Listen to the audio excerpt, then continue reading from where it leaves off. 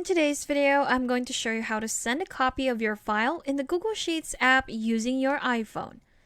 So if you want to send a copy of your file using the Google Sheets app, here's how to do it. I already have my Sheets app open right here, and here are my different files.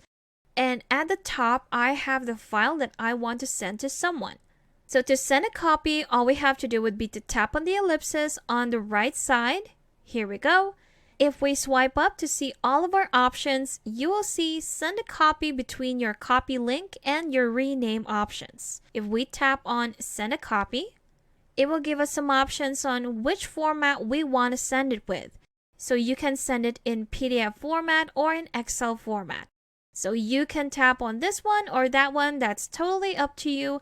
I'm just going to select the PDF format. If we tap on OK, it's being prepared as a PDF file, and now we can just select how we want to send it. Now, when you're using an iPhone, you can simply airdrop it. Just make sure the person's device is nearby so you can easily airdrop it.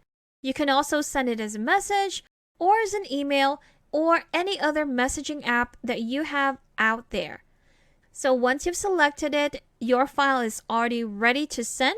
And all you have to do would be to follow the instructions for that specific app. And there you have it. That's how simple it is to send a copy of your file in the Google Sheets app using your iPhone. So again, there are two formats that you can send it. You can send it as a PDF file or in Excel format. And there you have it. Thanks for watching. If you found this video helpful, do leave a like and subscribe for more helpful videos. See you on the next one.